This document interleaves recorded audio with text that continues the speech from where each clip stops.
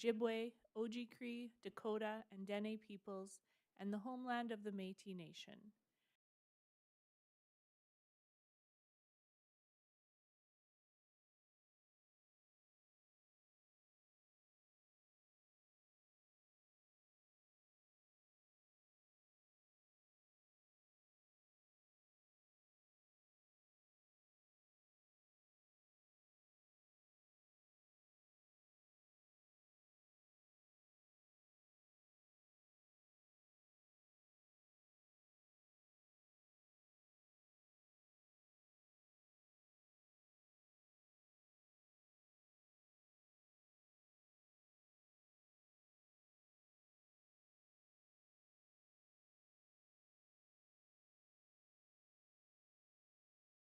This, so you know you got to turn on the mic and so that you're recorded, and state your name for the record, please. Okay.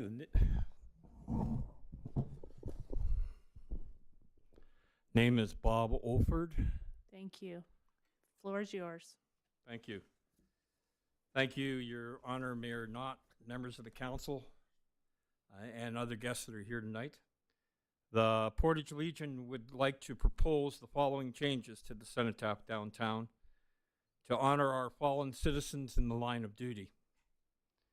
We propose installing 2 marble stones on either side of the existing cenotaph. The left stone will have the names of the fallen members of the armed forces since the Korean War from Portage la Prairie. The right stone would have the names of the fallen members of the RCMP from Portage la Prairie who have died in service to our city or have died in service to our city. Currently, we have 4 names for the military side and 3 names for the RCMP side. What we're asking is for council to approve the expansion. For 1, you own the land. For 2, we would have to do some work of adding concrete to either side to build it out enough to put these stones. If the expansion is approved by council, we can take it to the media who may come up with more names for the stones. The research we did, we have those 4, and we gave you copies this evening of the military stone and the RCMP stone.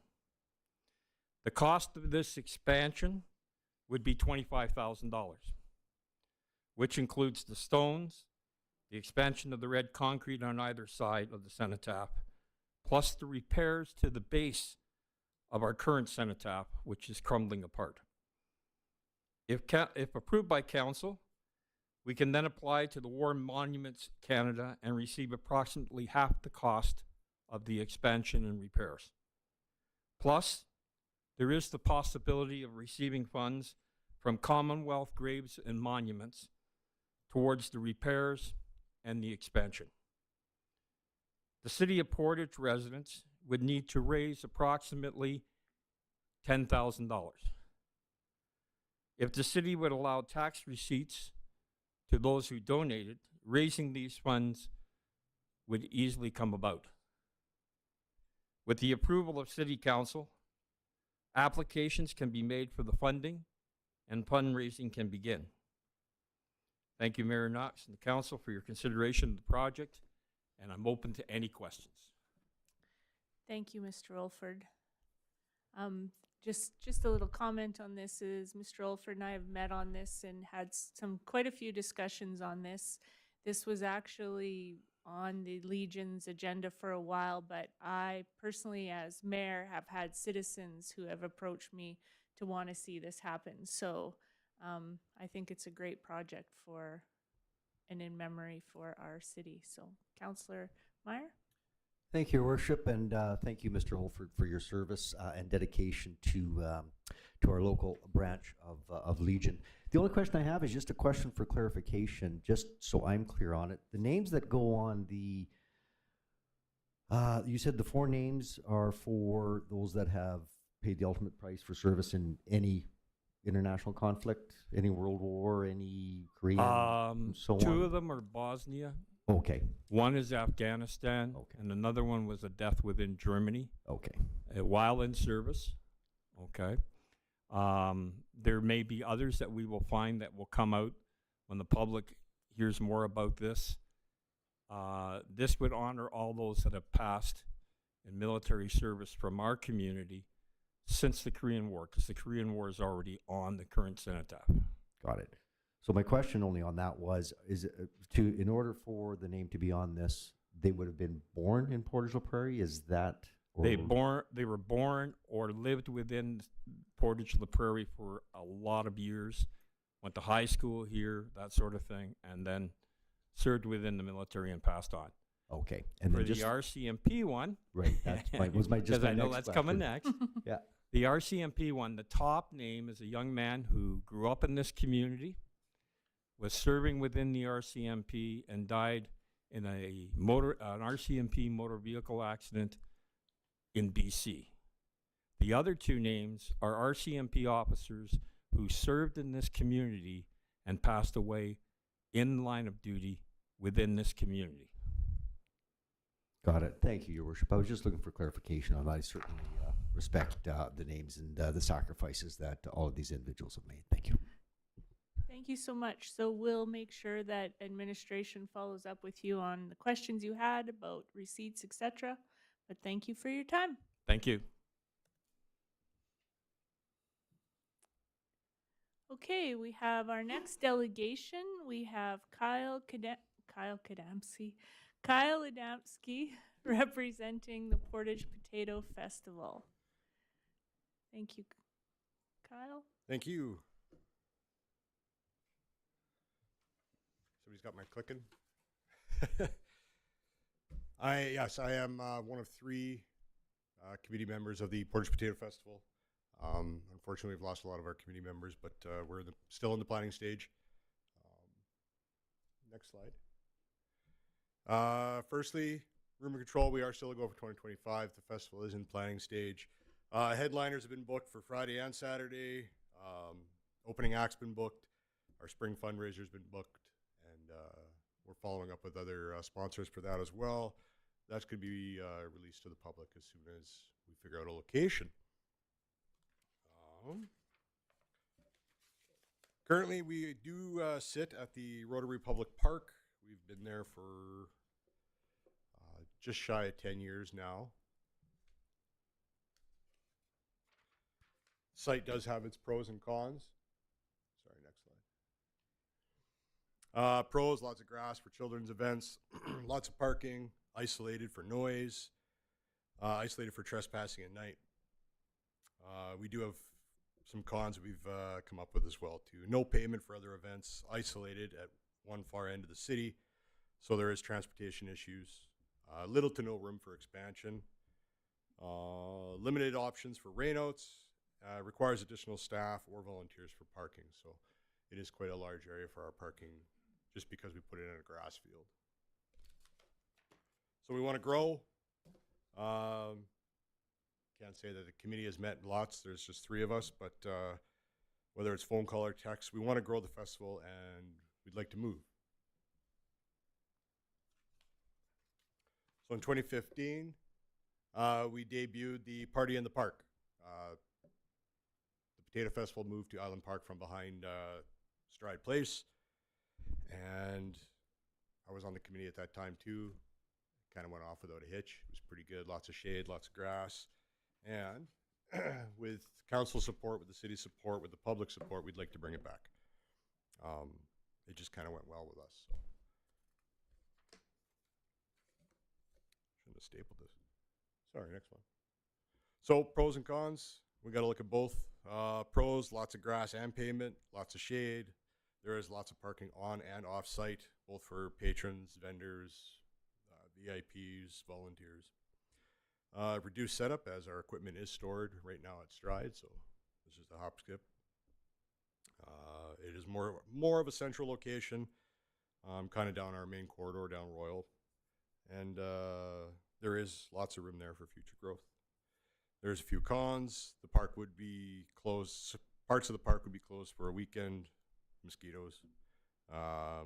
We do need permission to close 2 streets, and then there is the sharing parking with Stride Place.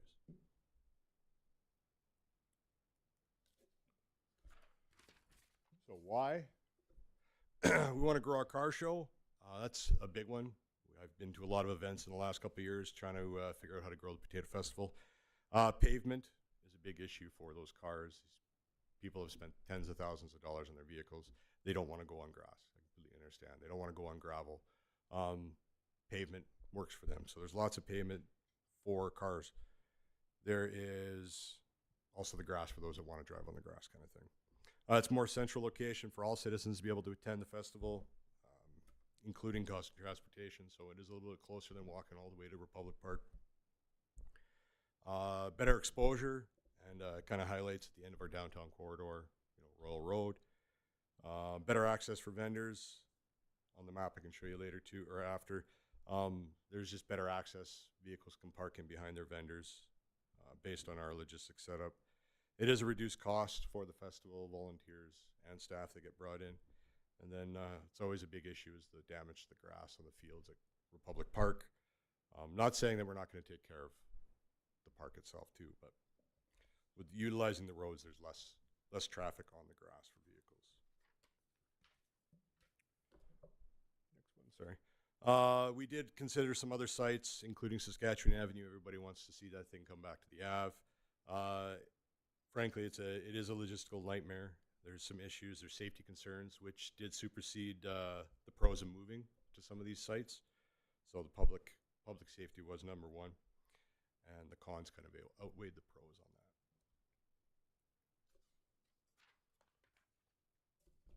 So there's a few questions. Will the festival be different? Are there washrooms? Handicap parking, the roads open to the public, emergency have access? What will the site look like? Most of those questions are yes, but it's still going to be the same Potato Festival. There is, our next slide is kind of the main logistical setup for us. Back in 2015, when we did do this, we did keep an emergency lane open. That was a big one.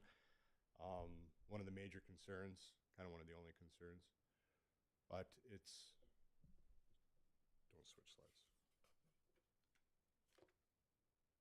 Okay. So there is what we need to ask, or what we are asking, is permission to close George Hill Drive from August 8th to 10th, leaving one lane open for emergency access. Permission to close International Drive from Royal South to George Hill Drive, August 8th to 10th as well. Permission to restrict parking on International Drive from Royal Road South, approximately 500 meters for handicap parking. And then permission to utilize Island Park for the 2020 festival and then future festivals. And the next map is just kind of what we need to close down in order to successfully have the festival at this location.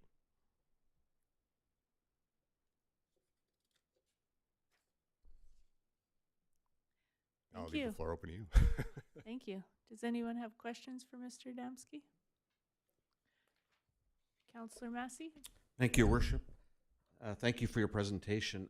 You mentioned 2015 it was on the island. Yeah. And how many years was it on there? Was it just the 1 year? Only one. Okay. My follow-up question then, Your Worship, is what have you seen in terms of numbers, attendance of the Potato Festival since that time? I mean, has it been increasing? Is it decreasing? Stayed the same? What kind of numbers are we getting for the Potato Festival? Anywhere from 5,000 to 8,000 people in attendance. It's kind of hard to do when you got people floating back and forth.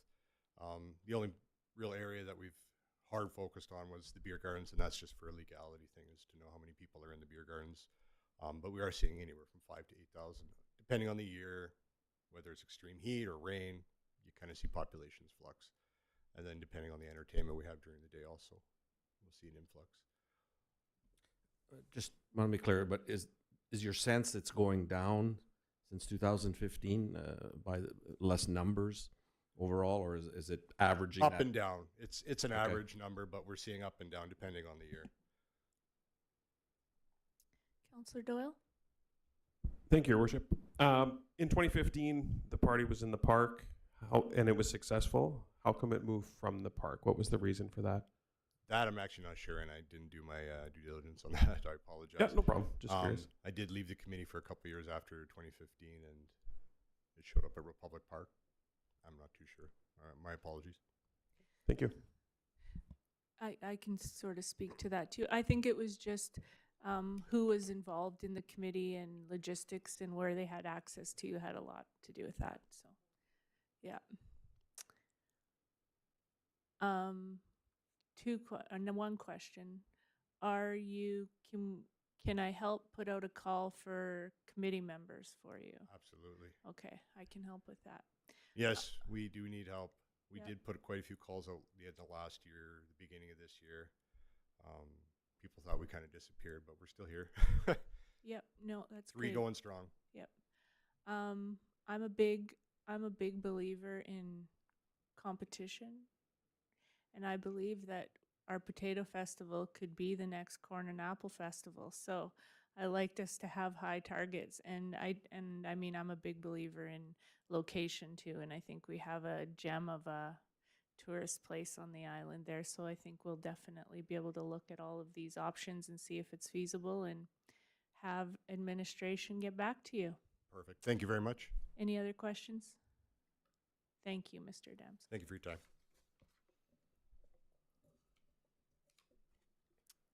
Okay, we will move into opening public hearing, request for variation PC 2-25 Weeb, 120, 120B Brandon Avenue, City Planning and Economic Development. I'll ask if there's anyone here to speak in favor of this application. If you want to come to the mic and state your name, please, for the record.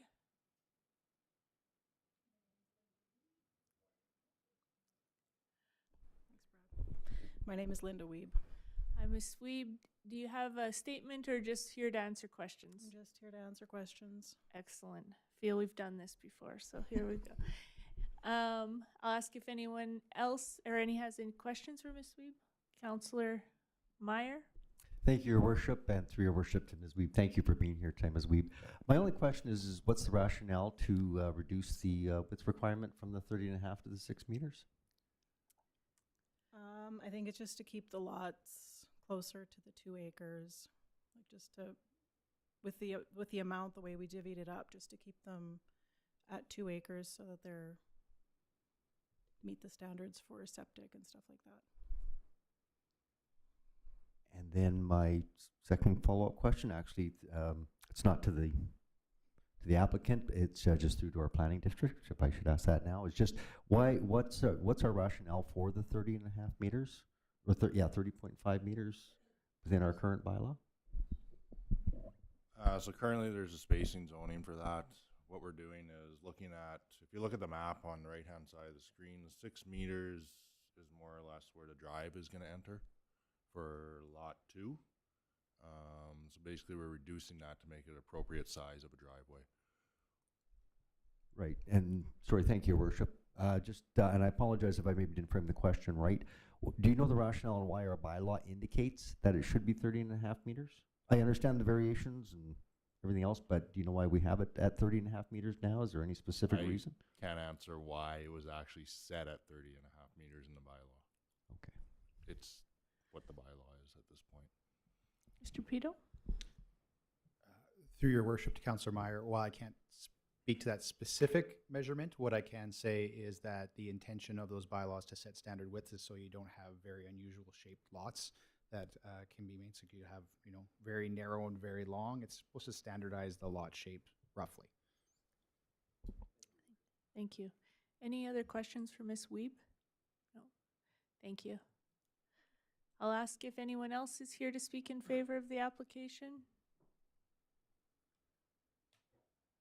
I'll ask if anyone is here to speak against the application.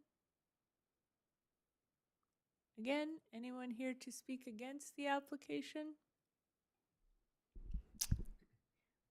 I see nothing to be read out, then I'll ask for a motion to close public hearing if everybody's ready for that. Okay. Thank you, Your Worship. Be it resolved, and I so move that the public hearing for variation PC 2-25 Weeb at 120 and 120B Brandon Avenue now be closed. Moved by Counselor Meyer, seconded by Counselor Nichols. All those in favor? And that's carried. Counselor Meyer. Thank you, Your Worship. And council, in front of you, you'll see the report to council attached to, and of course up on the screen as well, as the current site plan and the actual sketch of the area.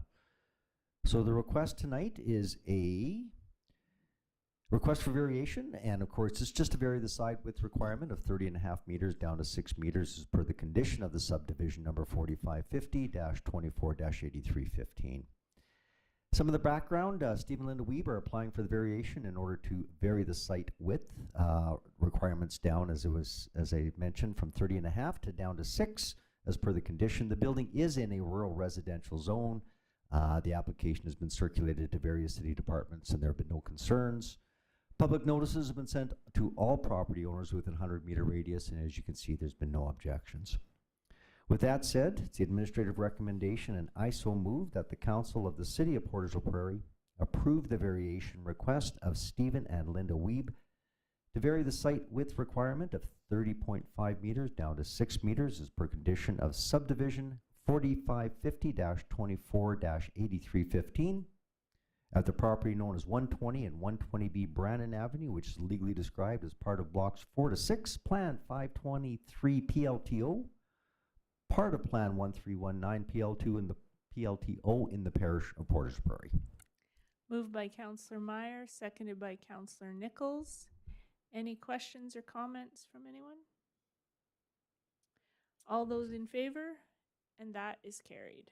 Thank you. We'll move into Finance, Legislative, and Property Committee. Counselor Massey. Thank you, Your Worship. Finance, Legislative, and Property Committee has no report in this part of the meeting. Thank you. City Planning and Economic Development Committee, Counselor Meyer. Thank you, Your Worship. City Planning and Economic Development Committee has nothing to report at this time. Thank you. Community Services Committee, Counselor Espy. Thank you, Your Worship. I have a couple of items tonight. The first one being the appointment of a municipal noxious weeds inspector and sub-inspectors.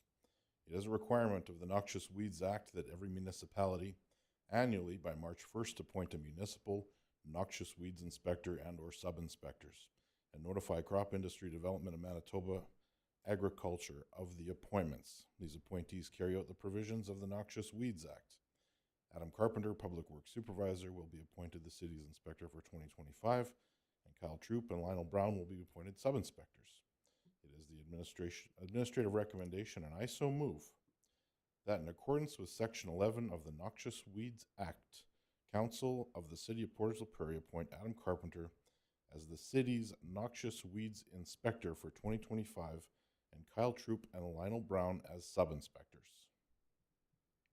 Moved by Counselor Espy, seconded by Counselor Doyle. Any questions or comments on this? All those in favor? And that's carried. And further to that, Your Worship, notice of these appointments be conveyed to Manitoba Agriculture, and I so move. Moved by Counselor Espy, seconded by Counselor Doyle. All those in favor? And that's carried. On to the next item of business is the MOU with the Islamic Association of Portage, Inc. Administration has been approached by members of the local Islamic Association who are interested in creating a space for cultural, social, and recreational activities that will be available for all residents to use. Administration is proposing providing the land for this facility, being Rule 197050, for the sum of $1 to be held for a period of 3 years to allow for the design and construction of the facility by the association. The association will be responsible for obtaining appropriate permits, funding, utilities, and day-to-day operation of the facility when constructed. The land being proposed is outlined on the sketch below. By constructing this facility, the association aims to foster inclusivity and collaboration among the community by creating a sustainable facility for all to enjoy. It is the administrative recommendation, and I so move, that the Council of the City of Portage la Prairie approve a memorandum of understanding with the Islamic Association of Portage, Inc., as outlined in this report, effective the date of this resolution. Moved by Counselor Espy, seconded by Counselor Doyle. Any questions or comments? I'll maybe just start. Just prior to this meeting, I received some correspondence from the Youth for Christ organization in the community, just talking about some previous discussions on that land. And maybe I'll just see if I forwarded it to administration, if maybe you want to comment on that. Yes, Your Worship. Approximately 2.5 years ago, there was some preliminary discussions with YFC regarding that land for a similar type community center. Those discussions went to the point of drafting preliminary memorandum of agreement. However, that agreement was never brought to open council, and there hasn't been any discussions with YFC for over 2 years regarding that property. So administration believed that they were no longer pursuing the interest in that property, and that's where that matter lies. Thanks. Any questions on that? I also had a community member reach out on this, mostly just talking about they live in the neighborhood, and I think one of their concerns was about parking. As well, I had some discussion with people who involved in the BDO center and talking about the parking concerns as well with another center. They had mentioned the fact that the media article that went out mentioned something about that, oh, there was already parking there, and that triggered them to have concern about the amount of parking there. Can I just clarify that whatever is, say, constructed there, that there are rules, to publicly state that there are rules and regulations about how much parking needs to be developed when it can't fill the full space of the lot and just expect the parking around it to service it, if that makes sense. Yes, I can respond to your question, Your Worship, and I'll ask Mr. Gessel if he has anything to add following my response. So when you have a building, I mean, a good example is this is a community space. So for example, we just built Cocoa Platts, and when we built the Cocoa Platts Center, based on the use and square footage, there is a requirement of number of parking spots available. Based on that, and they are required to construct or have access to that many parking spots on site unless they apply for a variation. So our understanding, I mean, we haven't seen any type of design for a building at this point, but the assumption would be any type of building would go through our normal planning process. They would be informed about how many parking spots would be required based on a square footage and use requirement. If they needed to vary from that, that would come back for public discussion. Thank you. Counselor, I don't have much to add to that. Thank you, Mr. Pito. It was basically exactly what he said. Any plans that come through, we'll review them, and it'll be determined through the bylaws and through correspondence of the city bylaws how many spaces are required depending on the size of community hall or facility that is being built. so like, could I ask, like, say it was a hall that had a and I don't want exact numbers, I just want like a whatever idea. Say it was a capacity of a hall that said 300 people for like an event. What would you think what kind of parking would you require? That's tough to say. Some situations it's one per occupancy space, and sometimes it's half. Okay. So depending on what it would be classified as, that's what we'll go based on what the bylaw book states has to have. So when we look at that, we do look at how many spaces they require, and do they need a parking lot, or can they use other resources for parking? Gotcha. Okay, thank you. That's helpful. Councillor Massey. Thank you, Your Worship, and a question to administration. Based on the information you've given us about another proposal potentially years ago for the site, was there any discussion with the proponent about doing something jointly with the Islamic Association? And if there was, what sort of reaction was there to that idea of, if they're both building a cultural center or a center of some sort, was there any talk about doing something jointly? Through Your Worship to Councillor Massey, I did have discussions with YFC about potential for a partnership. I mean, the whole proposal was pretty fresh to the individual I spoke to, so at that point, they didn't think that was compatible. I mean, anything potentially after this point, the two parties, if they would want to work together, I think would be beneficial for the community at large. We are talking about the intention to build a community center in both fronts, so I couldn't speak for both organizations, but I definitely would be happy to connect them and see if anything bears fruit from that discussion.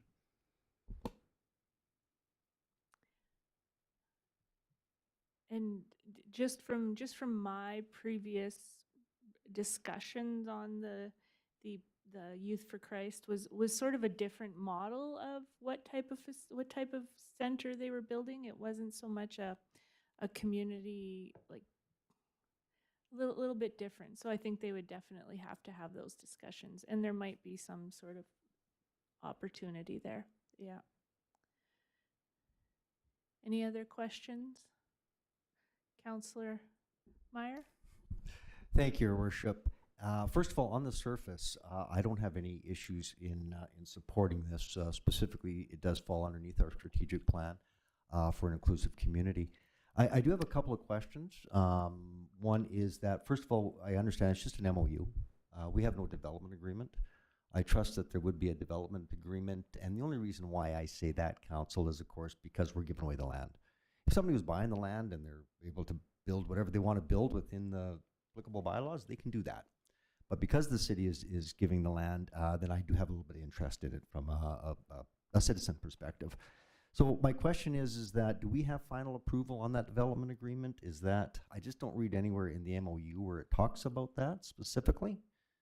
And then just a couple of follow-up questions after that. That would be my first question, Your Worship. Thank you. Mr. Pito? Through Your Worship to Councillor Meyer. So you are correct, it's an MOU, it's a non-legally binding agreement. Should they reach the terms of the MOU where we initiate what I would call a sale agreement, the sale agreement could specify clear criteria in which the land is transferred. A development agreement could be something that the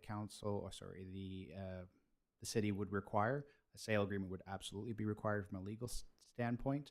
I want to be clear that at no point would the land be transferred without it coming back to this table to formally approve. That's required under the Municipal Act. No land is sold without permission from this council. And then, so that does include, or it's at options or council's option to include a development agreement? Development agreements, a development agreement certainly could be included with the sale agreement. You could make a condition of the sale agreement to also have a development agreement. Development agreements tend to be a little bit more in terms of complexity in the exchange of property. However, it certainly could be inclusive of that. Council, when they considered the sale agreement, there would also be a condition of development agreement if they insisted on that or if administration recommended it. Perfect. And if I, just a couple of follow-up questions if I can, Your Worship. More just a comment. I appreciate the concerns regarding other organizations that I respect deeply that were maybe looking at that land at some point in time. Council, unfortunately, there's probably maybe 20 people looking at that land over the last number of years. We have a group that's approached us with a specific idea on to do it, to move ahead. So with that said, no, I don't, the other ones, that's all good. You've answered all that. I would certainly be in favor of moving forward tonight, and I would certainly support the MOU on the face of it. Thank you, Your Worship. Thank you. Any other questions or comments? Okay, all those in favor? And that is carried. Thank you, Your Worship. That concludes my report. Thank you. Waterworks Committee, Councillor Nichols. Thank you, Your Worship. Waterworks Committee has nothing to report at this time of the meeting. Thank you. Transportation Committee, Councillor Porter. Thank you, Your Worship. Transportation has nothing to report. Thank you. Public Safety Committee, Councillor Doyle. Thank you, Your Worship. Public Safety Committee has nothing to report. Thank you. We have no deferred business. We'll move right into new business. Our first item is public tendering and procurement policy updates. Finance, Legislative and Property Committee, Councillor Massey. Thank you, Your Worship and colleagues. Before you have a briefing note about the changes and the necessary approvals for the public tendering and procurement policy.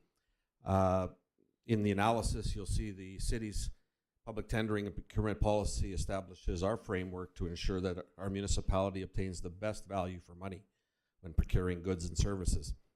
And any changes in this policy, of course, requires council approval.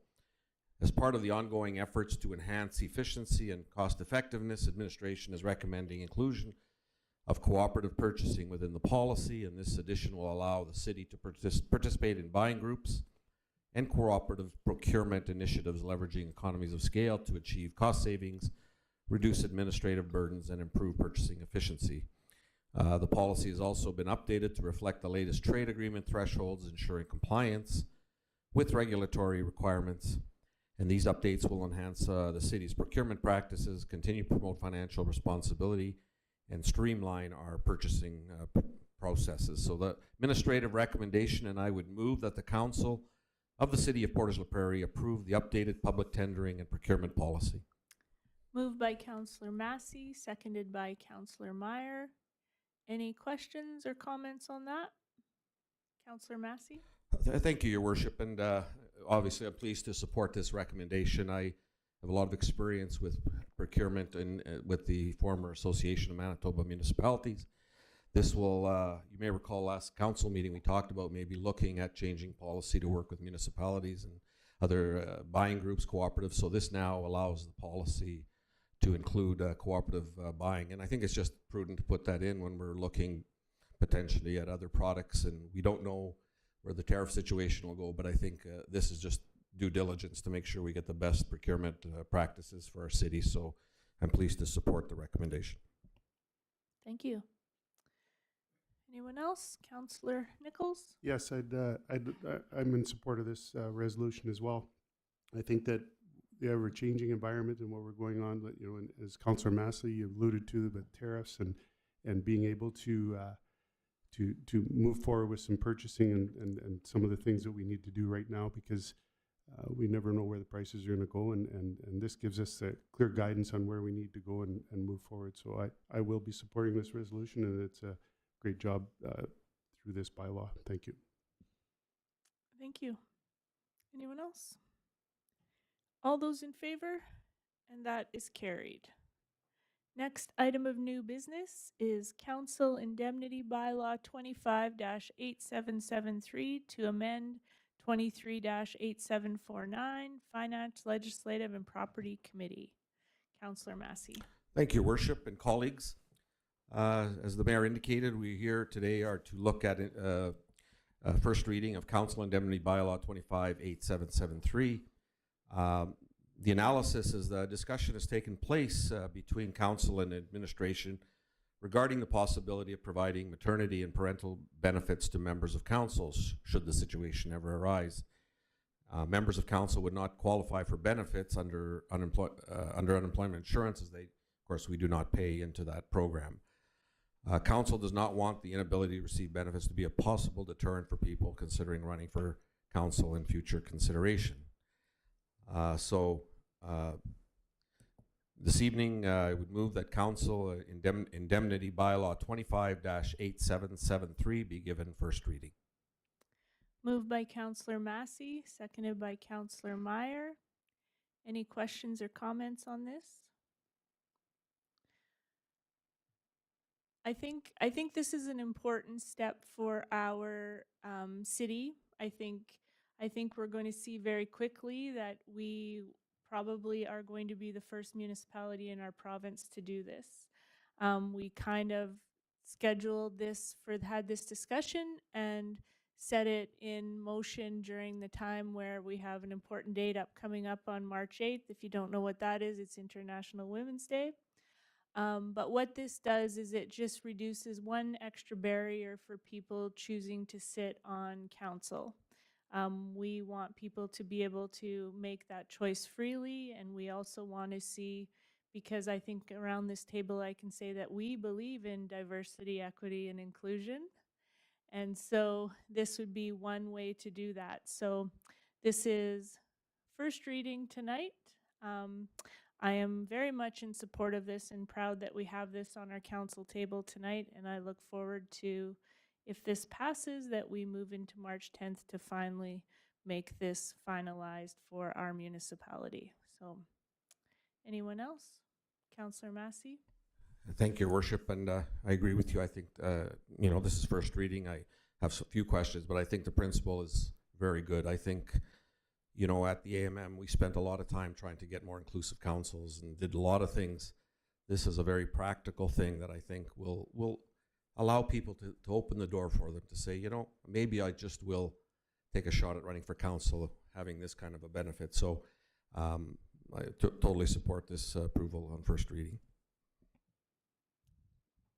Councillor Porter? Thank you, Your Worship, and thank you, Councillor Massey, for those kind words. And I totally support this recommendation, and I totally agree with what everybody you two had to say here. I think it's important because, you'll see a lot more women in the future that have that desire to run for council, but then they're also looking at the family side of it too. So I really appreciate that. So thank you very much. Thank you. Councillor Doyle? Thank you, Your Worship. I do appreciate the tie-in into International Women's Day, but I think it's important to also point out the fact that this is also maternity or parental leave. So it is inclusive to both parents as well. Yeah, absolutely. Councillor Nichols? Thank you, Your Worship. I'm in total support of this. I think that this is a wonderful, not only a good resolution, I think it's moving forward with that, with the part of inclusivity, and I'm excited about it. I think that this is going to set the stage for municipalities to move forward and remove the barrier and get something that's going to be unilateral equal, and it'll be great for folks that are thinking about moving into council. So I'm in total support of this. Thank you. Thank you. Councillor Meyer? Might as well. Thank you, Your Worship. I too am 100% in favor of this. I mean, equitable situations, I think, is extremely important to give the opportunity to remove barriers where anybody that feels that they want to serve their community in a variety of different ways, specifically on council, that there's no barriers to do that. So I think this is a wise move. I really respect that it's the first one, it sounds like, within our province, kind of trailblazing a little bit, and I certainly support the first reading of it. Thank you. Thank you. My last comment on this is, and I think it's, if I think of my time sitting on council, first of all, we've implemented a lift, which reduced the barrier into our building, and this is a second barrier for this. So I think it's very important what we're doing. All those in favor? And that is carried. Okay. Another item of new business, appointment of city manager, finance, legislative, and property committee. Councillor Massey. Thank you, Your Worship and colleagues. I have an exciting issue here, and I'm very pleased to bring this into the record. This evening, we are to appoint Nicole Chichota as our city manager.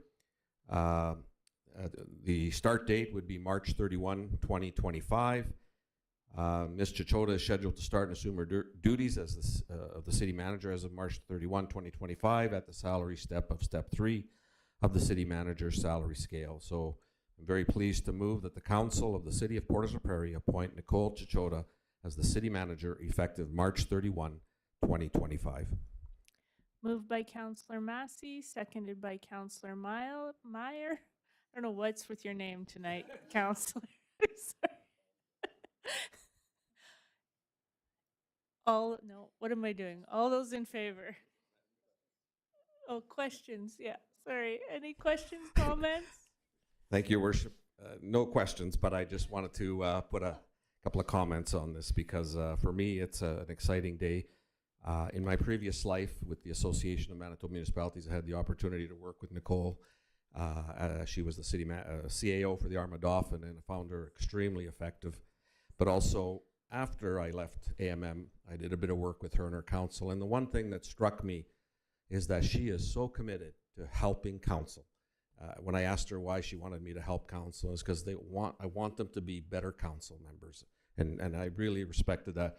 She's also president of the Association for the Administrators and has taken a great lead on some of the challenges their profession has had dealing with CAOs that have gotten themselves in trouble legally with questionable financial practices, and she's very committed to the professionalism of her profession. So I think we have a good one here, and I'm very pleased to support it. Thank you. Any other comments? Before, no, we're going to vote for this and then I'll make a comment. So all those in favor? And that is carried. Welcome, Nicole. And I should say that we're very grateful that we still have our acting city manager here, Nathan Pito, who is with us. He's not going away yet, so he can't get up and leave right now. So thank you. Okay. Next item of new business, request for extension for variation PC 4-25, Melco Developments and Sharon Place. City Planning and Economic Development Committee, Councillor Meyer. Thank you, Your Worship. First of all, Council, in front of you, just you're going to see in the report or the Council notes that all that this really is just an extension of a variation that we had approved back on March the 27th of 2023. The applicant had come back and requested another year, 12 months, for till March 11th, 2024. The variation orders and the drawings were attached there, obviously, and are up on the screen as well. And the reason and rationale why them coming forward is that they have the opportunity, if a variance is approved by council, that and they don't act on it within 12 months, they can request a deadline. And if they don't act on it in that next 12 months, they can request one further deadline. So all they're allowed is the 2 additional. So this is the second one. And so as per the attached original variation order on this matter, administratively, they have no concerns with the application for an extension to the original variation order, and as such, they would recommend approval. So just so you're aware, they had one variation that was approved, second an extension to that variation, and this would be the third or the second and final extension to that point. So with that said, and this is not uncommon, with that said, and its administrative recommendation, and I so move that the Council of the City of Portage la Prairie approve the request of Melco Developments Limited to extend the original variation order of PC 10-23 and PC 8-24 at the properties on 10, 12, 14, 18, and 5 and 7 Sharon Place, which are legally described as lots 6 to 9, Block 2, Plan 53601, and lots 13 and 14, Block 3, Plan 53601 in the parish of Portage la Prairie. Moved by Councillor Meyer, seconded by Councillor Nichols. Any questions or comments? All those in favor? And that's carried. Last item of new business this evening is request for extension for variation PC 6-25 VCS Properties Inc., 51 Tupper Street, City Planning and Economic Development, Councillor Meyer. Thank you, Worship. And this request is to extension of a variation exactly similar, or not exactly similar, I guess it's exactly the same, or similar to the previous one. Same scenario. This variation was approved originally back on February the 12th of 2024. And, February the 12th of 2024, and the applicant is requesting another 12 months from there. Same scenario as the attached original variation order. Administration has no concerns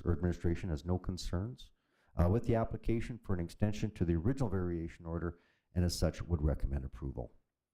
With that said, the recommendation is that the Council of the City of Portage la Prairie approve the request of VS Property Inc. to extend the original variation order, which is PC 3-24, at the property on 51 Tupper Street South, which is legally described as lots 114, 115, 116, Plan 12 in the parish of Portage la Prairie. Moved by Councillor Meyer, seconded by Councillor Nichols. Any questions or comments? Councillor Meyer?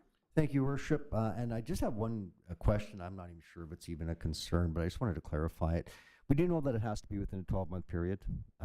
This actual variation expired February the 12th.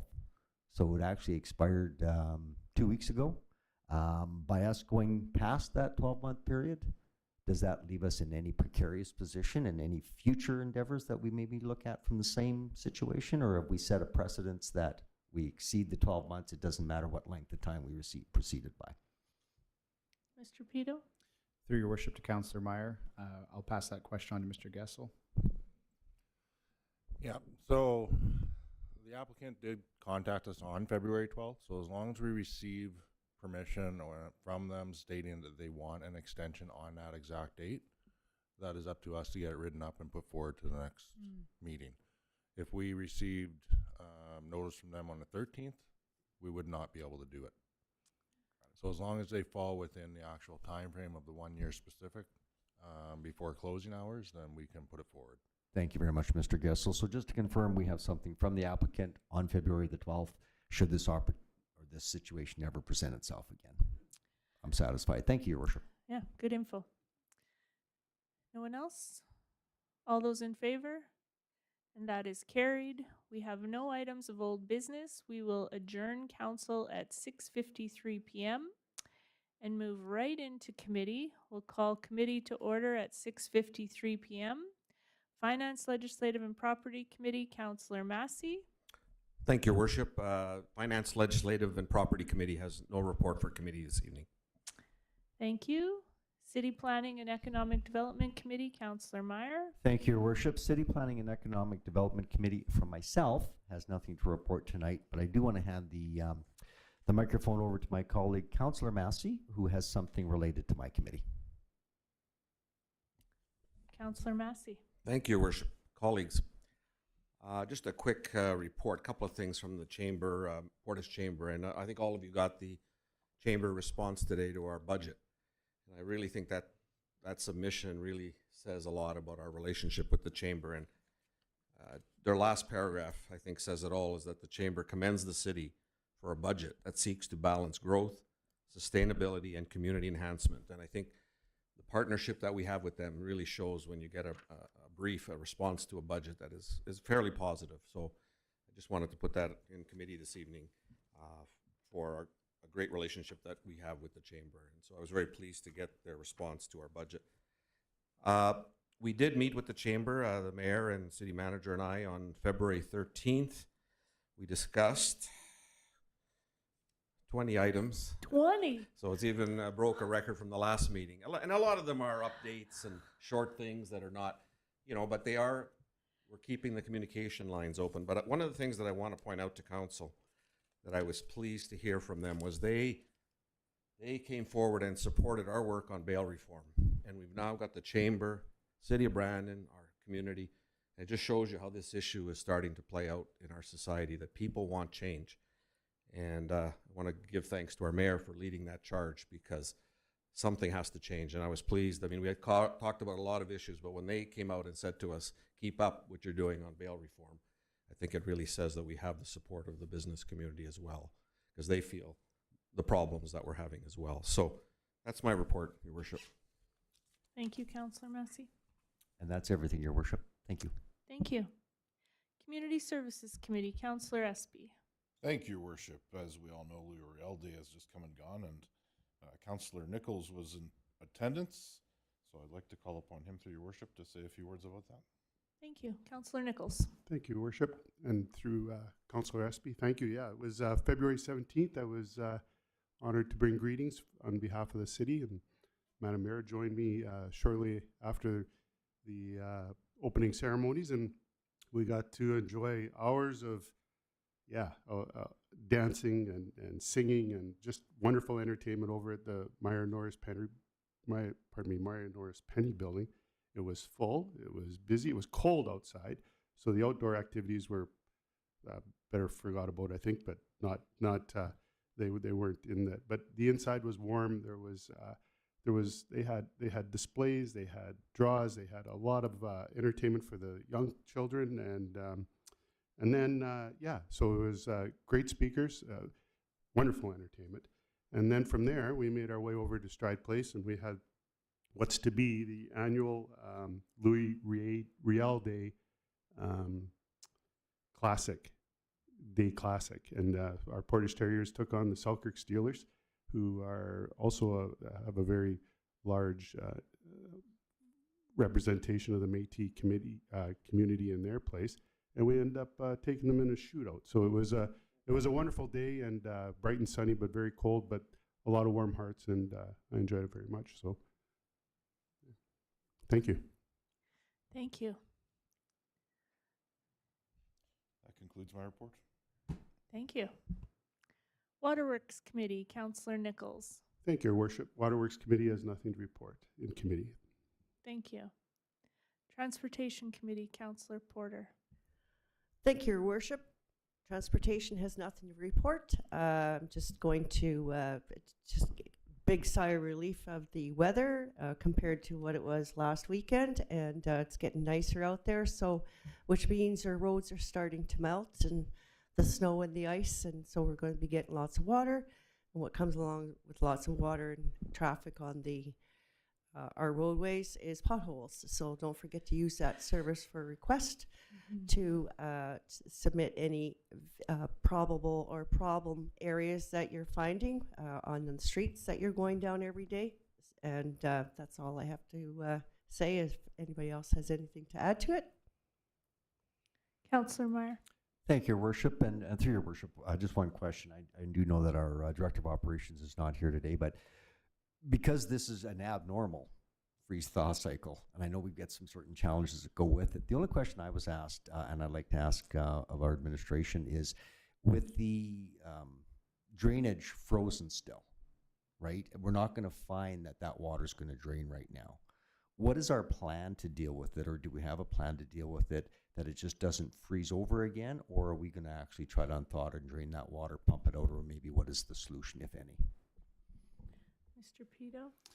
Through Your Worship to Councillor Meyer, this is a challenging time of year for operations, because when you have this type of thawing this time of year, your immediate normal seasonal reaction in the spring would be to steam out one of the drainage basins, and then you have the water flow through.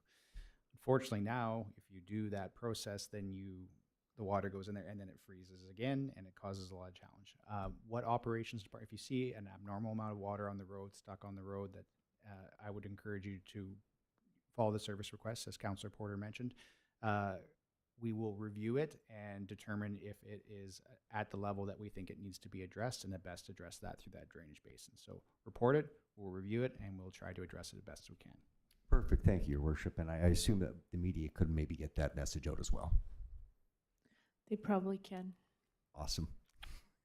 Thank you, Your Worship. Thank you. Public Safety Committee, Councillor Doyle. Thank you, Your Worship. I don't have a report this evening, but I did just want to give a couple of plugs. First is the COPP membership in Portage is still looking for new recruits. So if you are at all interested in patrolling for COPP, please contact the local RCMP detachment.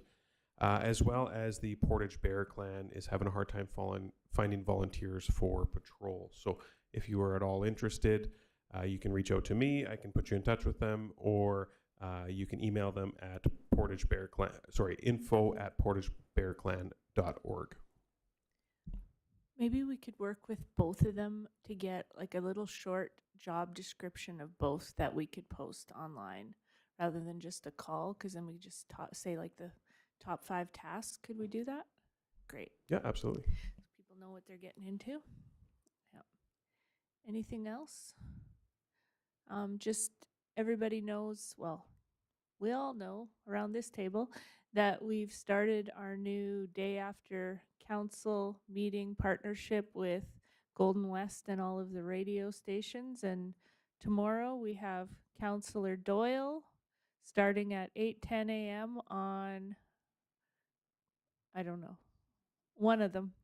So listen to all that's happening, and maybe he can talk about the water on the streets tomorrow when you're on the radio. So awesome. If nothing else, we will adjourn committee at 7:01 p.m. Thank you, everyone.